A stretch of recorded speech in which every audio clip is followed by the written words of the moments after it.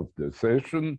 So I think it's a good opportunity to thank the organizer, Edriss, Anna, others maybe in the group, but to have put such a pleasant workshop where we learned a lot.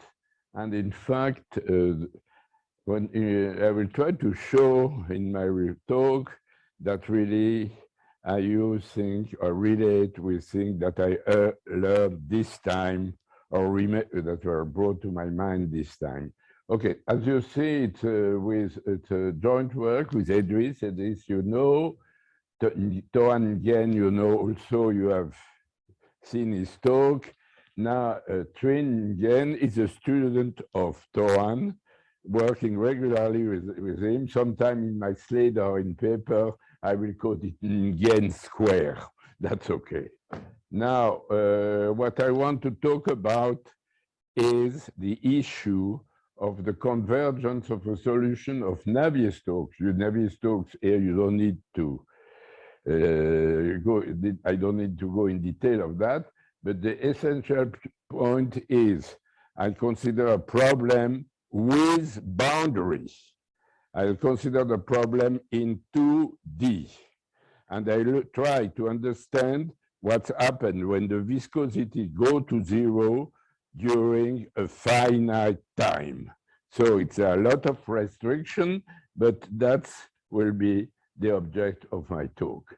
And what everyone knows in this audience is the boundary condition, the tangential derivative of the solution on the boundary will jump from 0 to something, so you cannot accept, suppose to have a smooth convergence, the vorticity should blow up when you come close to the boundary and when u goes to 0. That's for sure. And then there is some history about that. I think the first person who observed that, or at least to the best of my knowledge, was Prand. It goes back to the beginning of the previous century, 1905, and he designed the equation. We have heard about that, and he proposed a scaling in such a way that it could control the limit when u goes to 0 near the boundary. Just for the history, from my point of view, I have the feeling that it was the first paper where this type of idea of boundary layer and matches asymptotic were used. And then it was later on, it was used in many other problems, including problems which are linear, even for in optic, in conjunction with area functions. So it's a general thing. But the point here is that the problem, as you know, is fully non-linear. And since you have the non-linearity may generate turbulence that will not stay near the boundary layer, but that will propagate inside the media. That's the point I want to. Now, this is a thing which was known. I don't know if it was not at the beginning, but it was known by von Karman, who was a student of Prand in 1920. And what von Karman suggests was that the singularity will be generated not in a boundary of the size of square nu, you control them by a Prand, but in a much smaller region, because nu goes to 0, which is of the order of nu, and they will escape from there and go into the bulk. And if they go into the bulk, the thing will become really different. Okay, now, from my point of view, there was a really important step in our community, which was the time where we rediscovered a paper of Kato, which was ignored by us for many time, which was published in a proceeding of Berkeley, not in a very well-known journal. And what Kato did was it's very important to understand. He didn't say whether, he didn't give criteria or reason for which there will be turbulence from the boundary layer in the media, but where or where not, but it gives equivalent criteria whether this would happen or not. And one of the criteria which is striking is that it is really related whether or not to the absence of anomalous dissipation of energy, whether new time, the integral of the gradient of u square would go to zero or not when u goes to zero. This is an idea which is classical. We heard that yesterday with Mimi Dial and this super talk in the statistical theory of turbulence.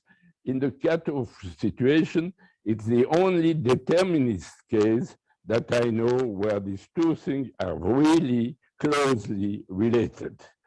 And for you, and then, so I put this picture of these three protagonists, Brand, von Karman, and Kato. Now, with Titi, we worked on this issue, and we found several other avatars, other formulation of the criteria of Kato. And if you make some reasonable hypothesis on the solution of the target, the viscosity solution, all these criteria, they are equivalent. Before we wrote this paper, there were a certain number of precursors, Temam, Kellier, and many others gave several interesting physical conditions, but they all, and Anna, I think, is also in the group, they are all equivalent at the end of the day. So here is the one we propose, and I will elaborate. It's really what you do, you assume that the target, the thing that will be or will not be the limit of the Navier Stokes, is a solution which is Lipschitz. And then there was popularized, I think, a long time ago by Goodenough and Fermos, the idea that if you have a smooth solution and a non-smooth solution, there is a weak, strong stability, or rather there is a stability of the weak solution with respect to the strong solution. So you take the difference of the two, you turn the crank, and you apply the natural criteria, and you find out that if you want to do that, the only thing that will create trouble for you is a term which comes by integration by part on the boundary, which is nu time, omega of nu, which is the trace of the vorticity on the boundary against the u. And if this quantity goes to zero, whether or not it coincides at time zero, you have a very nice stability criteria that you get by gradual estimate. So that's, and you see more, the limit is smooth, less you have to ask about the way omega nu omega nu goes to zero. Okay, and that's a thing to elaborate about that. So what I wanted to do is to get the most direct theorem, let's say, not without Brand, trying to get the most direct theorem of the fact that of sufficient condition that will imply that the solution of the Navier Stokes would go to the solution of Euler. And here is the theorem we want, which are called the main theorem. You assume that the initial data and the boundary are analytic. I assume these two hypotheses. And then the conclusion is that there is a positive time t, independent of nu, so that the unique solution of the Navier Stokes, because I mean 2D, the solution of Navier Stokes is unique, converge, satisfies this estimate, which is the square root of nu, omega of nu, restrict to the boundary, is bounded, and obviously that will give you the previous thing, that will give you that this quantity goes to zero just by Cauchy-Schwarz estimate. Okay, so that's the theorem, the point 4 that I want to prove. Well, it's in some sense there are several depressing issues about this theorem. First, I would rather add the fact that for any small nu, the smallest thing will be an enough hypothesis. I cannot construct a proof of this setting. So this setting has something to do with the Prand analysis. Now, just to compare, if I just look at the Euler estimate, you see this quantity integrated on omega is bounded. And if I am a very bad student, if I did the same thing as in the boundary, if I have that in the boundary, that will be enough to have the criteria.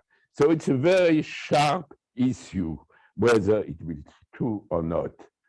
And the other, what I just said, it's an overkill, and I'm not able to find another proof. Now, I avoid the Prand because I want to try to have direct proof, and I want to acknowledge that at least there is a forerunner paper of this issue, which is due to C. Wang and Yai Wang in 2020, where they worked with brute force on the Prand equation, and they arrive at the same type of result in a situation less general than the one I want to describe. Okay, so that's where we are. And what I want to say also is that the proof is built on the extension of several things which are quoted here.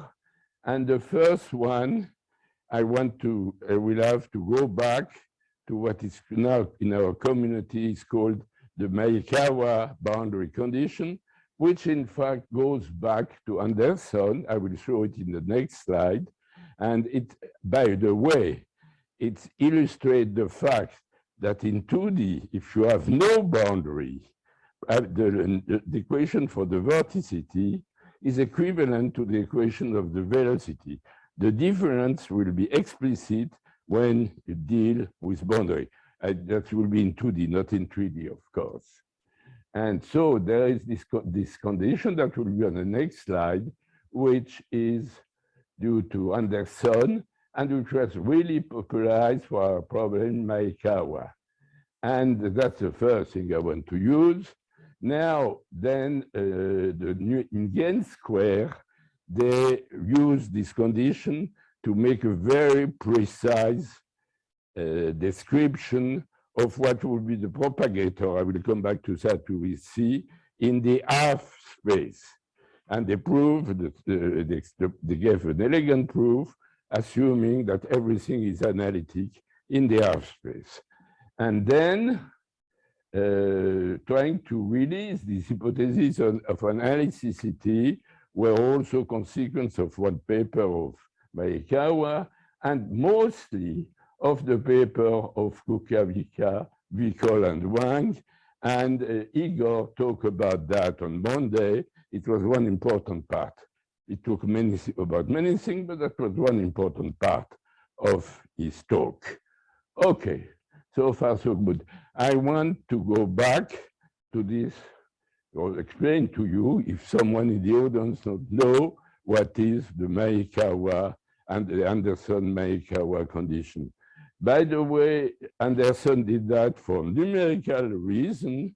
There are other people that did some very similar thing to compute the solution in 2D. In France, there is a paper for Pierre-Gilles, I don't know the name, Cote. And there is also a guy who now must be in Caltech with Koumoutsakos. And they did the things which are very similar. You know, when you discretize the things they start to be similar. So what is the idea? The idea is that for Navier Stokes, dt of u is equal to 0 on the u is equal to 0 on the boundary. So dt of u is also equal to 0 on the boundary. So I write that for the tangential component. Then express u in terms of the vorticity. And it's known to get the vote from the vorticity, you invert the Laplacian, and then you take the curl of the Laplacian, of the potential that you have obtained, and you multiply with the tangent component. And then you take the normal derivative, because it's exactly what says taking the curl with the lambda. So it's a normal derivative of minus the Laplacian of u nu nabla of omega minus u nabla of omega. And since the tradition in this talk here is to this, in this type of problem, going back to Kukavica and Eulerequation, is to call n the interior normal. So there may be sometimes some error of slide in my talk, but basically d over dn is the derivative along the interior normal. Now, if you do that, first thing you do, you keep dn of minus Laplacian nu lambda of omega. And then you look, or excuse me, you keep this one, dn of u nabla of omega, dn of u nabla of omega. Then here you have to do the inverse of the Laplacian. Inverse of the Laplacian, which on the boundary, the potential is 0, or if you have several components non-disconnected, it's constant. So you have to correct, you cannot take exactly that if the boundary, if Laplacian of omega is not 0 on the boundary. So what you do, you solve the problem which will lead you to the Dirichlet-Neumann operator, omega star equal omega on the boundary, and minus the Laplacian of omega star equals 0, and you call dn from Dirichlet-Neumann operator minus dn of omega star.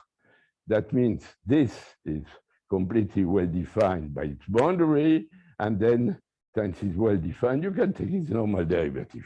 Then you add and subtract for this first term you want to identify, and you obtain the Mayekawa, Anderson, Oath, and other boundary condition that dn of omega plus capital Dn for Dirichlet-Neumann of omega nu equal 1 over omega dn of minus the Laplacian nabla of omega nu. Now I want to first, this term, you have one derivative. You could move this derivative outside. So at this level, you have 0 derivative. This, and I want to make a proof with small perturbation. Small perturbation is natural to look at the problem with 0 here. And then, of course, there will be the dependence with respect to 1 over nu. Okay, now the trouble comes from the fact that this problem already with 0, even with the linearized problem, is not well posed in the sense of Sobolev space classical energy estimate. And the best, simplest way to look at it is to look at the Eulerequation estimate. To get the Eulerequation estimate, you integrate by part. You have the term which is natural. You have this term which is the nonlinear, ignore for 1 minute. But then this term is a tangential operator on the boundary, which is a first order. It's a classical Dirichlet-Neumann operator, but with the wrong sign, which means it will be the modulus of d over d theta, if you wish, and then that creates instability, which are not balanced by the rest. Now, the next point is that, so that problem is ill-posed in any Sobolev space, if you want to think in the sense of Hadamard. However, and that will be the rest of my talk, it turns out to be well posed in the analytic setting. And well posed in the analytic setting, and for instance, since I'm dealing with smooth solution, in particular if the initial data is analytic, the solution of Navier Stokes will become analytic all over the complex domain. And we heard from previous talk that the solution of Euler is also analytic in a domain that may shrink, may be double exponential, but here I am talking about finite time. I don't care. Okay, now what I want to do, so I have to stick to the analytic framework. Since I stick to the analytic framework, I want to avoid to localize where I need the analyticity. So if I want to avoid to localize, I use a global representation of the boundaries, and which in fact it has some flavor of what's happened, which says that in 2D, if you have anything, it's conformal. When it's simply connected, any domain is conformal to a circle. But here, I think that will be valid for the interior or for the exterior. So let's go to boundary. I have a domain like that. And I take a small domain here. And this is the boundary. So so it's in 2D, it's periodic. I parameterize, as you may get, as a function, the boundary as a function of theta. This is the point. This is the tangent. This is the normal, which is quite natural. And then I write also the formula for the curvature, because that will play an important role in the rest of my talk. And it's really related to a problem which appears in this issue.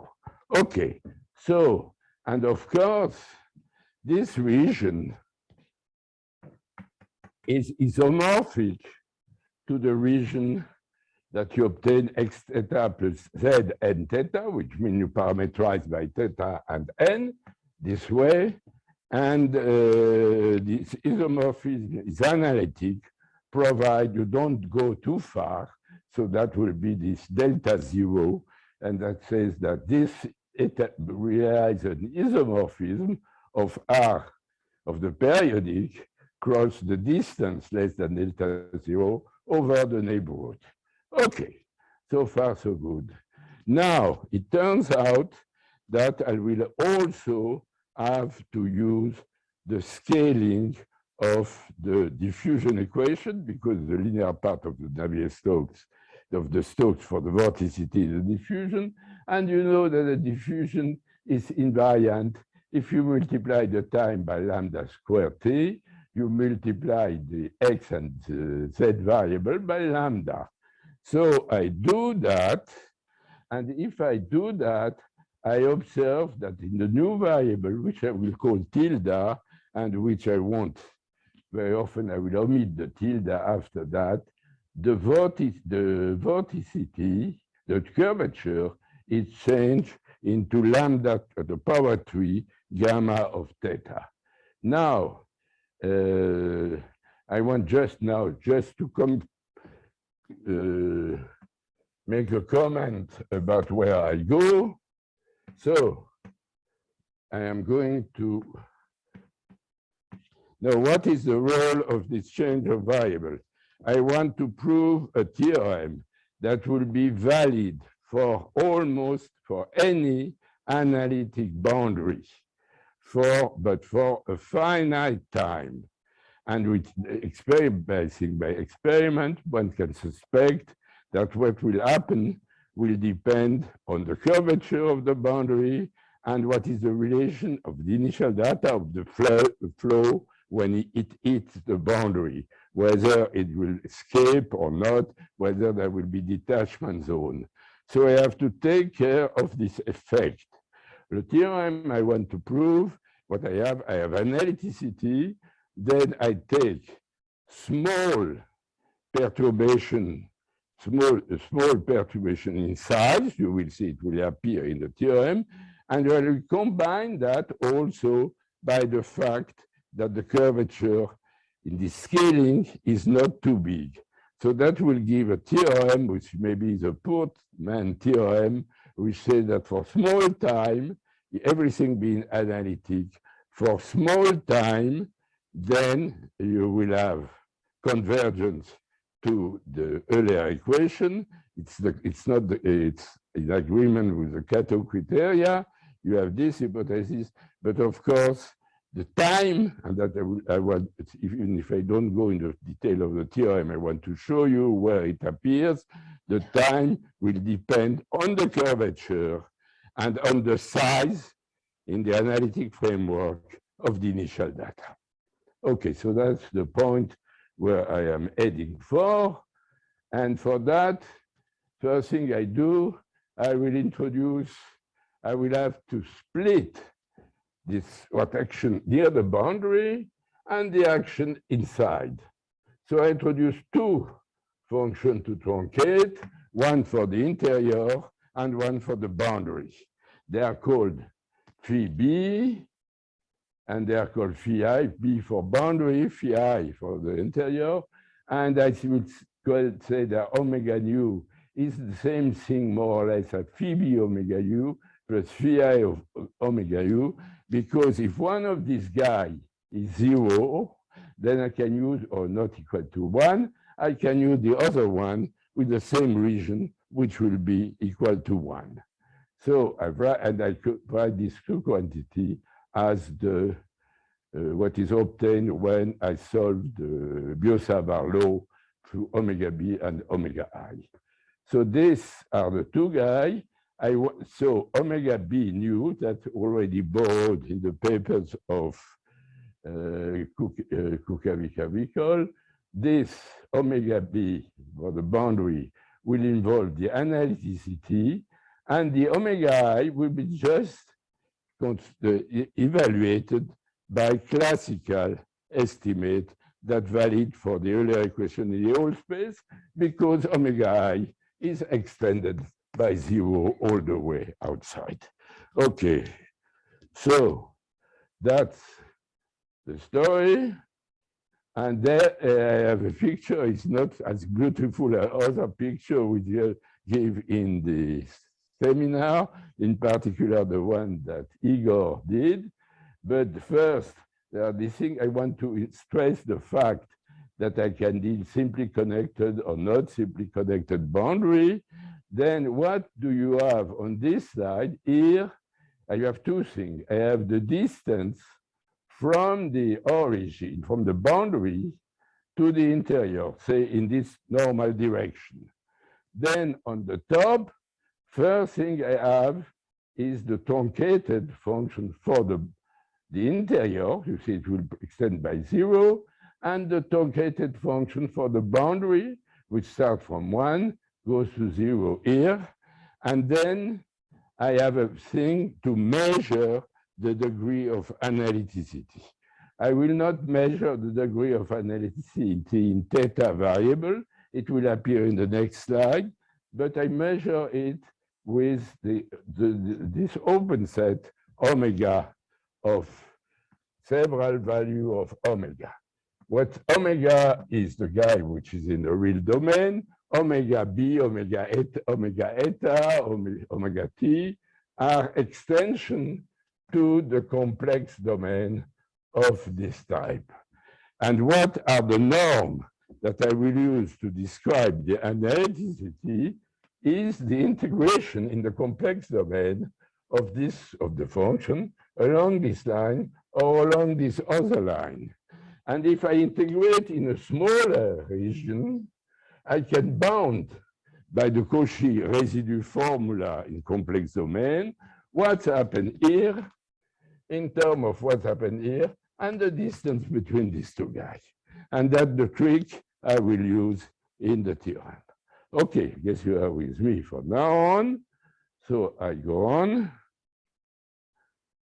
So then I need to write what are the equations after having truncated. And the important issue is that the truncation will introduce things that I will ignore, which are things that happen here and will affect will not affect the regularity inside, or things that happen on the boundary and will not affect the solution of the interior solution because it's 0 there. So then you have some junk, in particular when you multiply the Laplacian by a truncation function, which is of the order nu, and the thing that remains are the Mayekawa equation plus a reminder, and the reminder is the difference between u nu omega nu minus u nu omega nu b, and since I have multiplied by phi near the boundary, these two quantities are really small, smooth, near the boundary. And this is the thing I want to do. Okay, very good. So then I explain to you what is the role of the lambda in this business.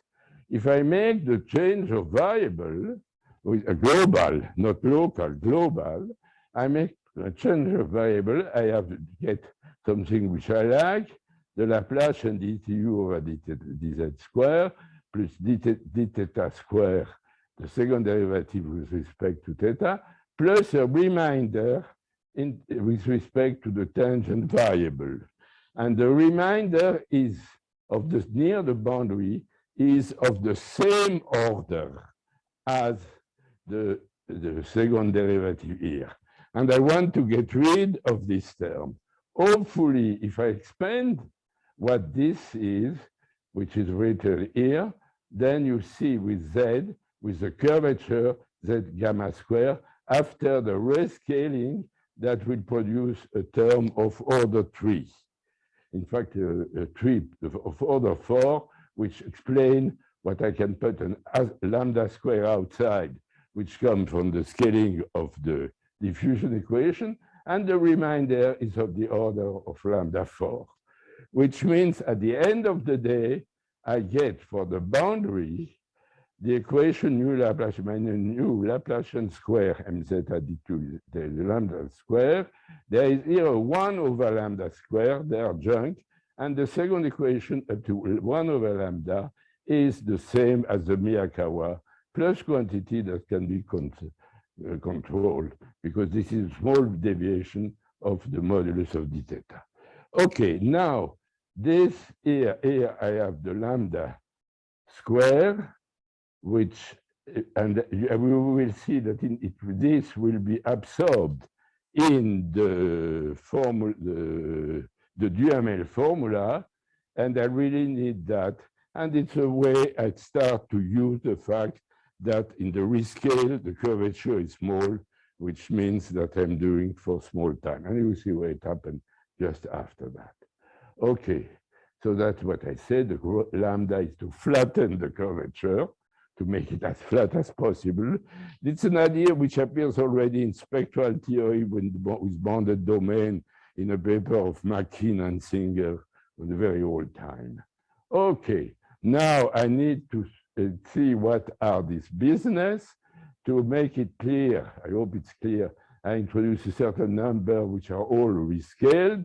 Omega rho is a domain of this shape, which is first that, then that. And on this domain, I introduce norm. This norm, they introduce the analytic norm because the expansion of the complex with respect to the variable z, and I introduce also the analyticity with respect to the Fourier coefficient alpha when I turn around this curve, which is a curve. I can explain that in Fourier.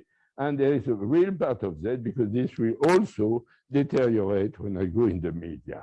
So they have this formula, and I have the same thing taking one or two derivatives, defining a space that I call d zeta of z, dz of g of f. Okay, I hope you are still with me, but this, having done the picture, explain to you that the thing has to be analytic near and anything interior. Outside, if you do the exterior problem, there are natural objects. Okay, so I move. Let's say one again, I put this picture, but now you know it. And there are things that you learn in first course of complex variable. Is with this business, you can bound first the product at L1, L infinity by the norm in L infinity. That multiply the norm of L1. More interesting, you can bound the derivative in L1 by z dz of f in L1p, provide you take you look at something which is a bit slightly bigger rho prime, and the price you pay is rho prime minus rho over 1. It's really for making use of the Cauchy representation of the function in this region. Okay, So that I will use. And then I will put on the board the theorem, which is inspired by the result of the two Toan. I introduce what I call the compound norm, and think Igor did call that the cumulative norm, but well, combined and cumulative. I take the norm, I take this sup for rho, for this different region, for rho between rho 0 and beta lambda square t. And you see the lambda, here appears the lambda square, which will be, it has been fixed already small enough. And there are two things. There's a norm in WP11. There is a second norm in W21, but I have to put something that will take into account that this difference goes to 0. So there is a weight rho 0 minus rho lambda square beta the power c. Then you have the theorem. You will have to believe me or I will comment on that.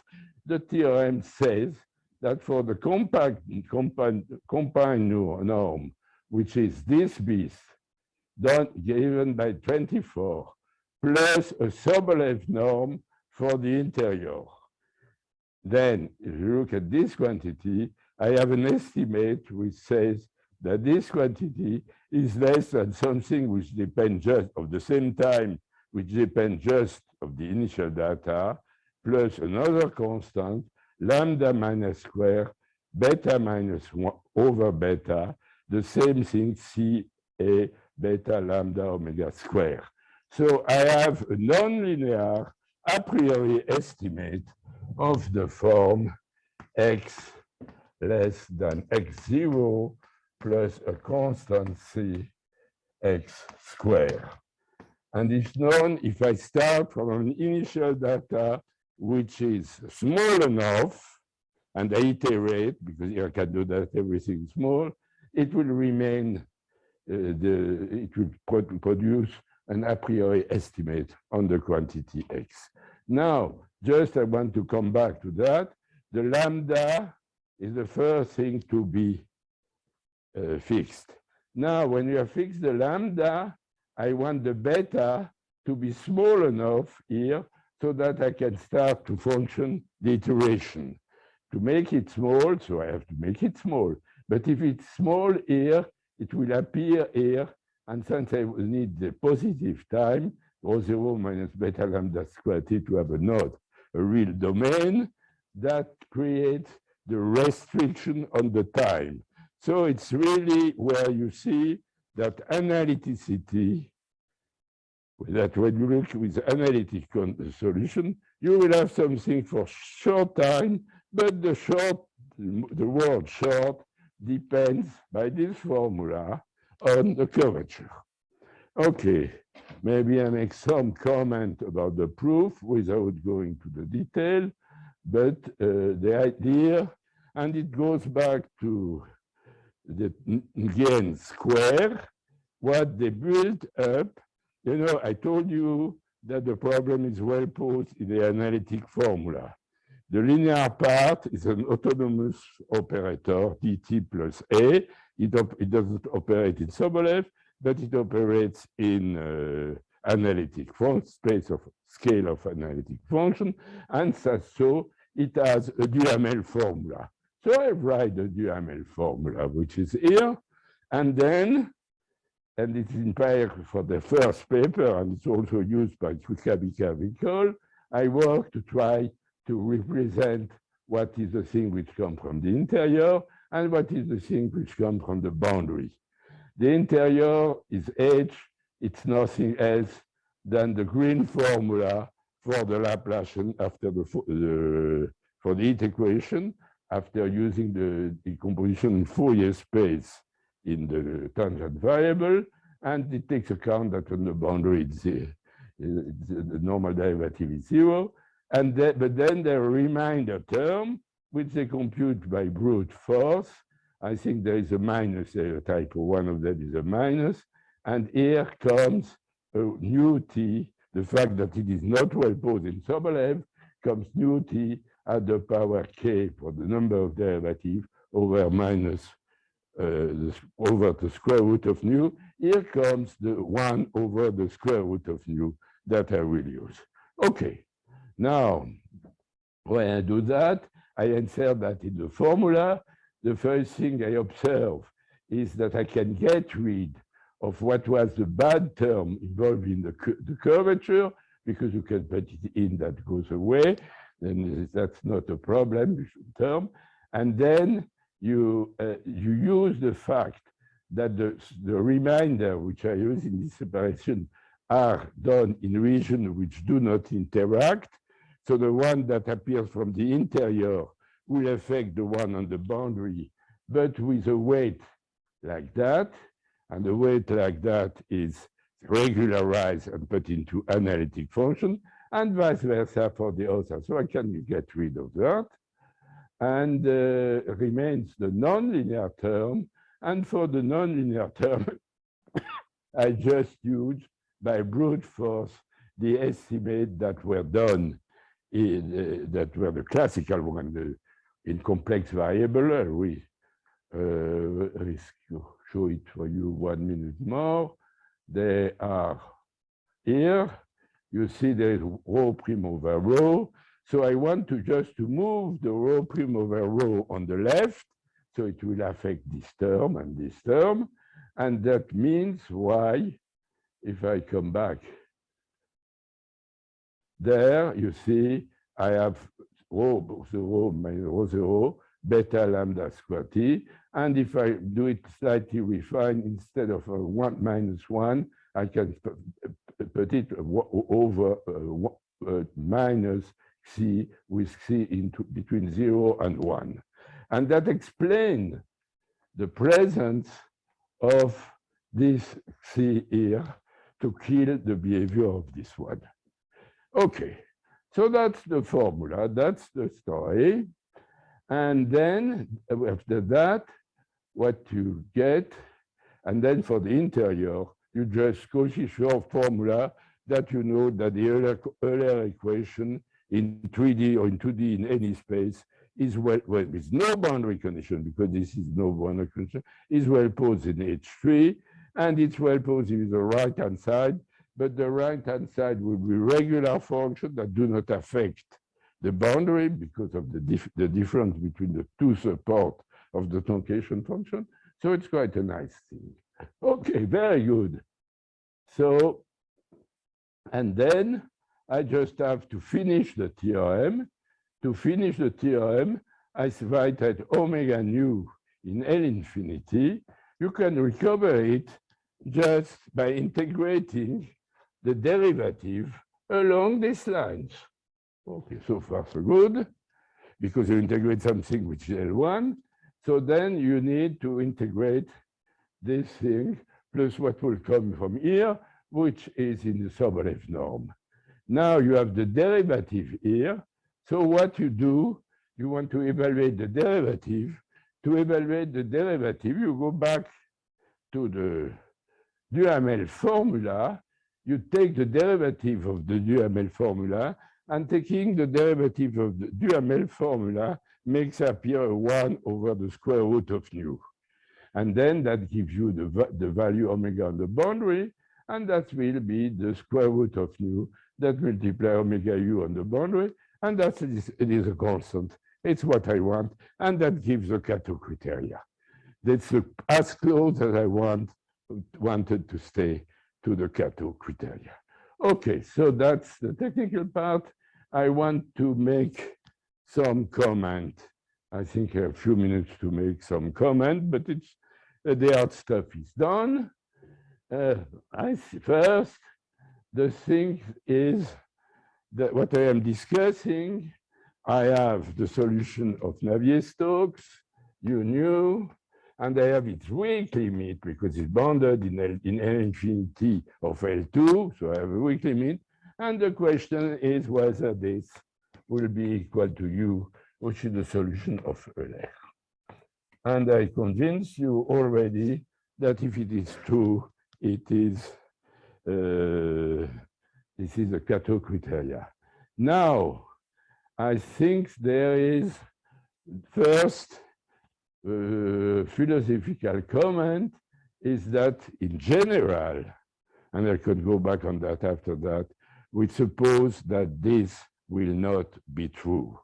That in general, there is no good reason why the limit will be, except for short, what I told you is right. For short time, for analytic data, it's okay. Now, in fact, already, if you extrapolate with another slide that I will show you later on, that if it will be true, you could, by equivalence of Kato theorem, look at what is the force that exerts, that the fluid exerts on the body, and you will end up that if you describe the aerodynamic with this type of problem, if you have convergence, then the plane will never fly. So that's a good reason. And that in some sense what is called the paradox, d'Alembert paradox. Now, what is true, you need two things. You need first that if you want to use the Prandtl, that the Prandtl equation do have a smooth solution. And Prandtl equation, they are basically well put in analytic space. I will come back to Gevrey space in 1 minute. And but for finite time, they're well put only for finite time. And it's not enough to have a solution of the Prandtl. You need that the Prandtl would correctly approximate the solution of the Navier Stokes uniformly for nu going to 0. Now, for the first issue, it is known for sure, thanks to Nguyen and A and Benquist, that if the Prandtl equation for short, for large time may blow up and they won't have a solution. What is also known is that if the Prandtl have a solution and if the domain is analytic, then for short time, they give a good approximation of the solution or the limit of the way Navier Stokes converge to. But you need two things.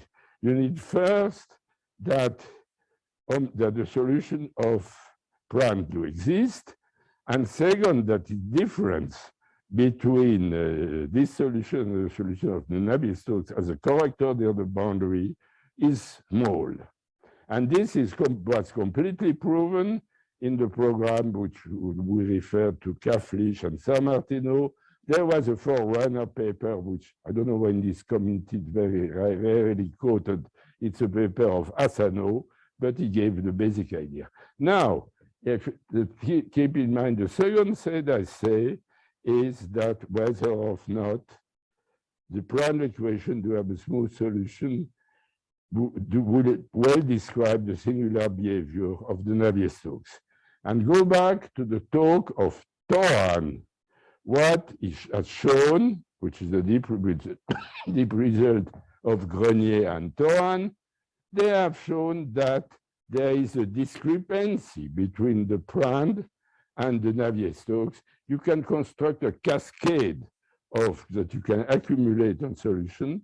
And to do that, you have to release the hypothesis of analyticity. And if you change it by a hypothesis of Gevrey, then you can do the computation. And hopefully Prandtl is well posed in Gevrey space. That's also a paper of Gérard Varret and Mayekawa. It's the same family.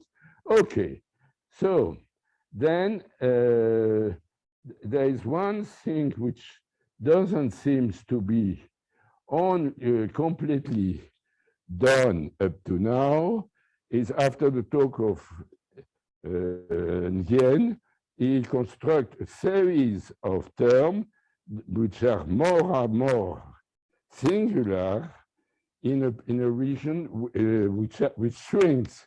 He gave the example, it's nu over 3/4, which is closer to 1 than square root of nu. At the end of the day, he didn't yet vote, but I think that the thing he could do to construct an example, which is Gevrey, not analytic, and for which the Kato criteria is violated, which means you don't have convergence. But I need maybe slightly more work after all this machinery of 80 pages with Grenier. Okay, now just to comment about the geometry, I want to say that geometry is essential in this business. If you look at simple geometry, you find case where you have convergence, you have no detachment without any hypothesis. And that's, we use that in a paper with, against Edriss and Widman, who was speaking today, to prove that this may use as a selection principle in the, to discard the wide solution. Okay, now that's what I said. Just finished by that. That's the type of thing I pick in the literature, that since I've been working on this type of problem, I always use them. Sorry for people that have seen that. It's really to show that turbulence, as we say it, is an effect of the boundary. And this one is borrowed from the book of Eulerequation.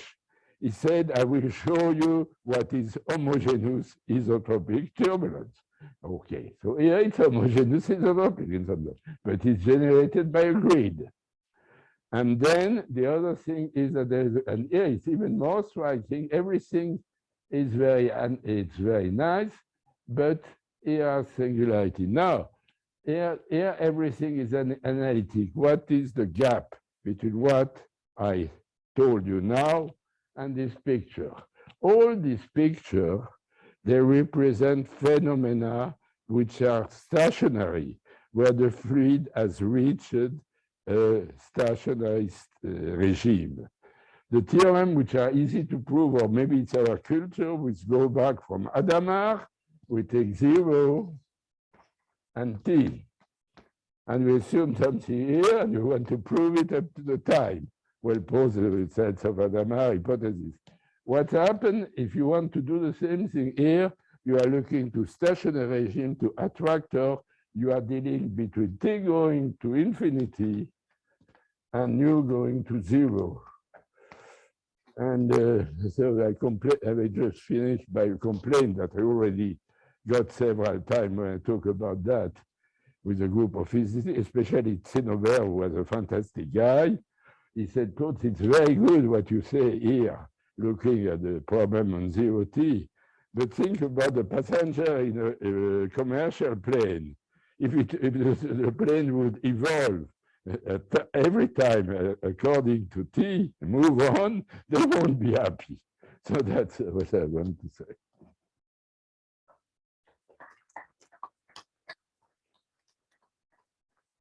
Many thanks, Claude, for a beautiful talk, an exhaustive talk. So, questions among the audience? I get closer to you, Anna. It's okay. Thanks, Claude, for the nice talk. I have 2 comments. The first one is, Okay.